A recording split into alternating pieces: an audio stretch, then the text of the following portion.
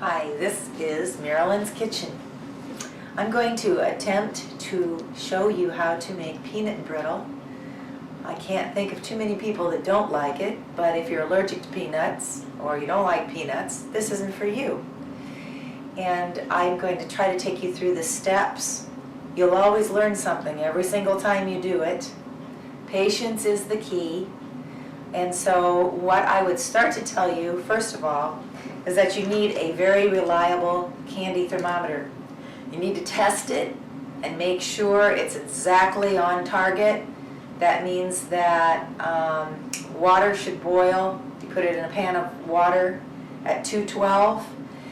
If it's less than that, you've got to add how many ever degrees it's less. If it's over it, you've got to subtract it, because you can end up with really tacky peanut brittle that'll stick to your teeth, or you can end up with some scorched stuff that just doesn't smell too good and is going to end up in the field.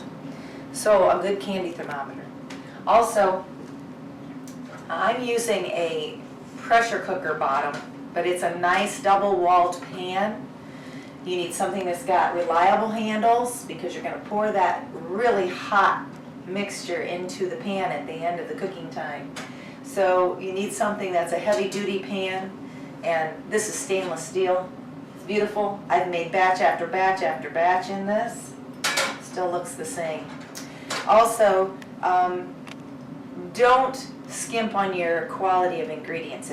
At least when you're first starting out, and if you're not a candy maker, you've got to have good ingredients, good sugar, good fine sugar. I'm not going to speak of any brands, but stick with brand names that are well known and you know will give you success. Then if you want to veer off and give it a go, you'll know if you don't come up with a quality product.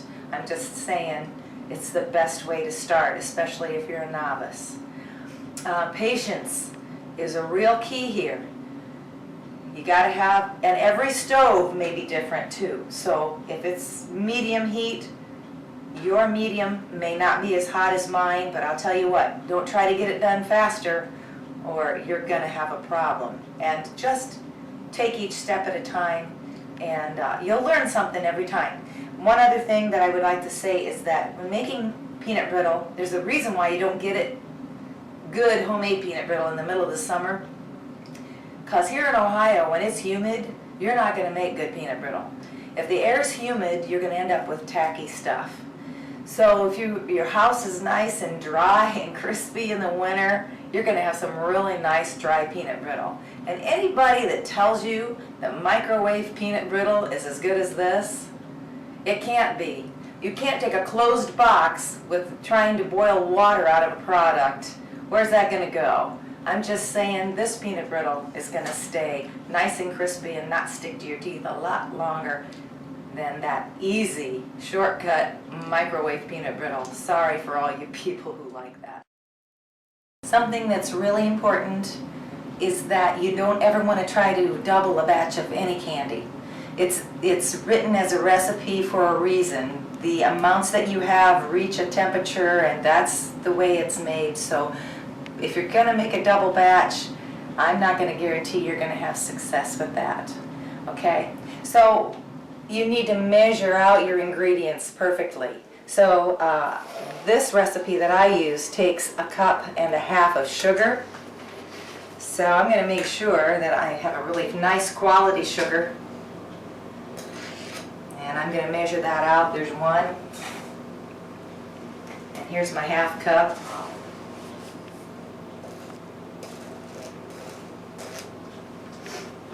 And there's a 1/2. And we need a really nice quality corn syrup. This is a liquid measure, so you can see that it's right at 1 cup. And that's what we need. And I also will use my spatula.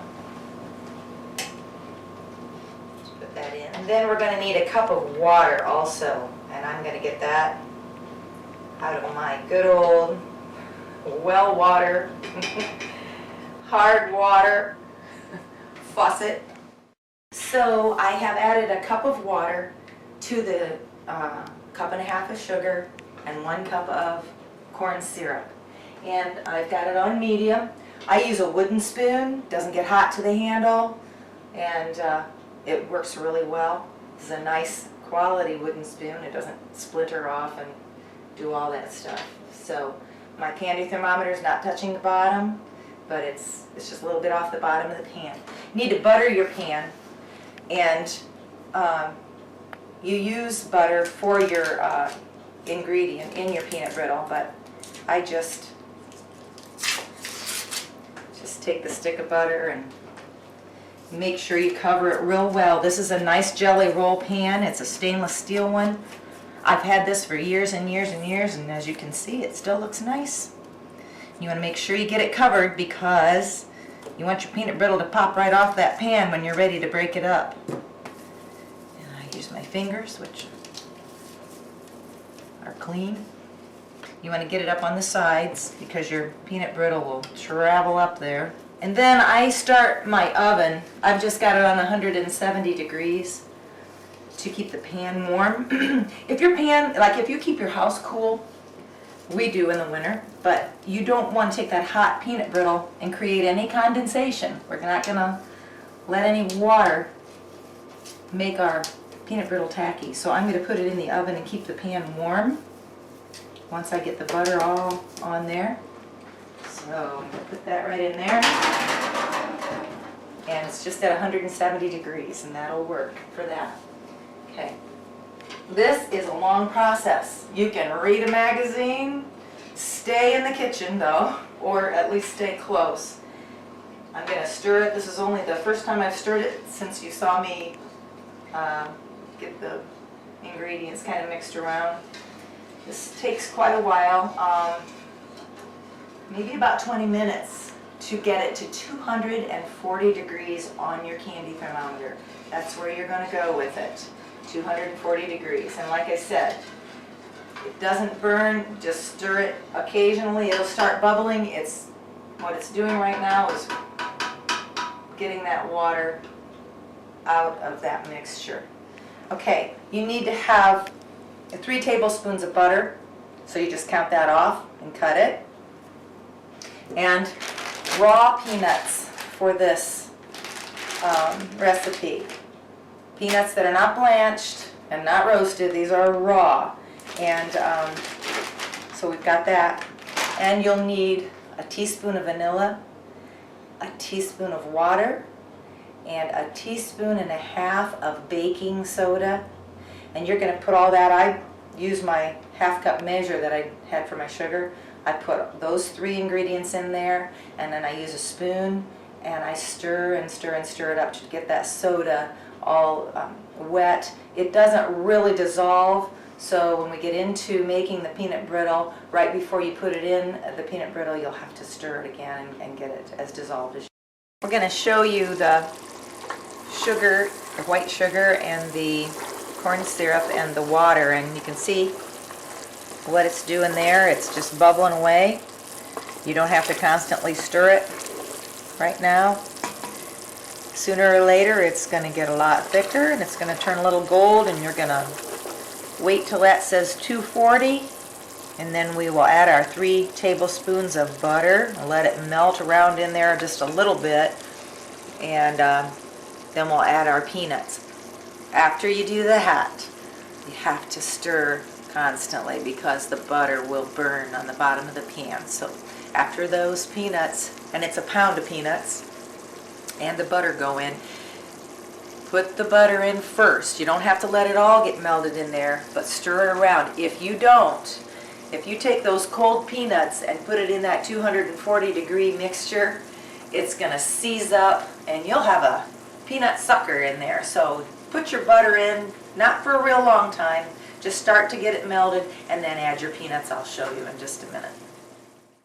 Okay, so we are still boiling the corn syrup, water, and white sugar mixture, and I'm almost on 240. It's on 238 right now. Yes, don't skimp to get there. You don't want to go to the next step until it's on 240. You can see how it's thickened up quite a bit. It's been reduced. The water's getting out of it. And I didn't turn it up to high to hurry up and get it there. You just can't do that. So, okay, we're on 240.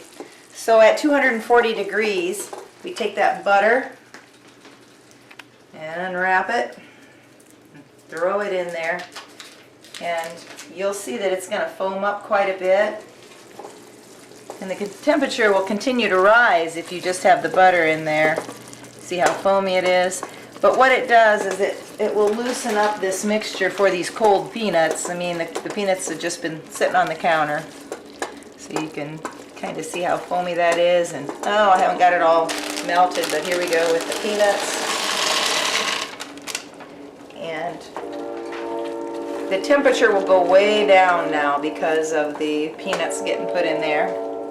Now I'm going to have to stand here and I'm going to have to stir that because that butter will burn in that pan. So what we're going to do is we're going to travel up to 300 degrees.